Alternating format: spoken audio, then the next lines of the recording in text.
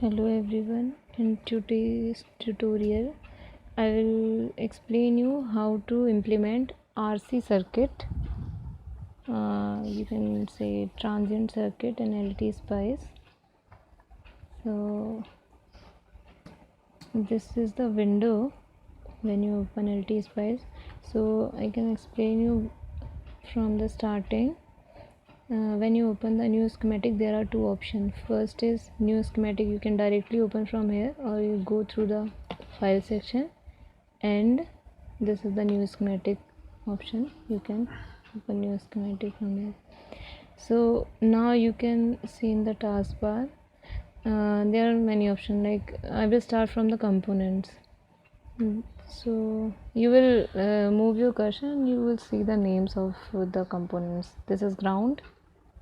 This is the label. If you want to write name for your circuit design or anything, you have to insert the text. You can use this. Or this is resistor, capacitor, inductor, diodes, and this is the component. In component section, you can get different type of component. I will explain this later.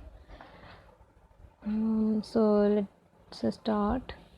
So if you have to draw like low pass filter or RC transient simple circuit, so first you have to take resistor. You can pick resistor like that. If you want to rotate it, then just press Ctrl and R, it will rotate. So keep it, and again if you need one another resistor, you can take that. Otherwise, escape button, you can remove it.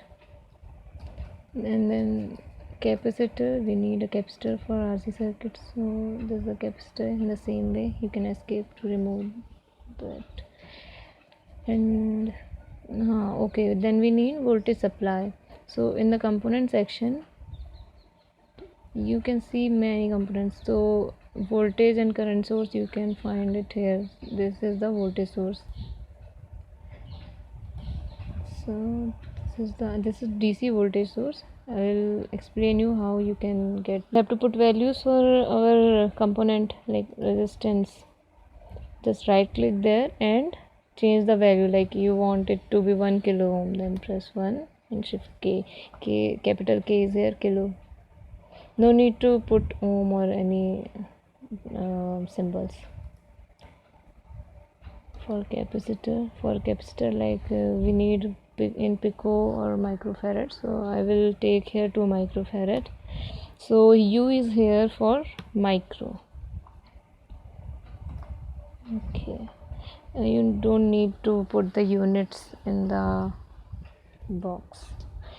So now to best analyze your circuit, it will be better if you give the pulsating like square wave input. So I will change 10 milli T on time.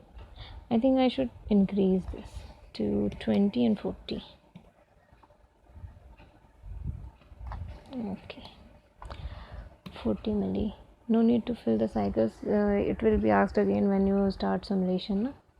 So okay, your circuit is complete. Now you are ready to simulate. When this running person, you have to press this for simulation. Then it will ask the stop time. Like if you have given the 40 as your time period and you want to see 2 or 3 cycles, then multiple of this, like 120 milli, then it will show you till at least 3 time pulses. So okay, now if you have to see the input, so first you can also like provide the input and output wire or naming, but here I didn't do that. If you want to know how it can be done, then I'll give lecture on this too. So now you can, this pencil you are seeing, this is actually measuring the voltage. If you keep it on wire, it will give you voltage. If you keep it in like node or any voltage source or for component, then it will show you current through this component. So and here we need the voltage. So this is the input waveform. It is looking like this. And if you want to see the voltage across the capacitor, how it is charging and discharging, then you can see like that. So you can see here, as I told you, the time period if you calculate for this circuit is 2 milliampere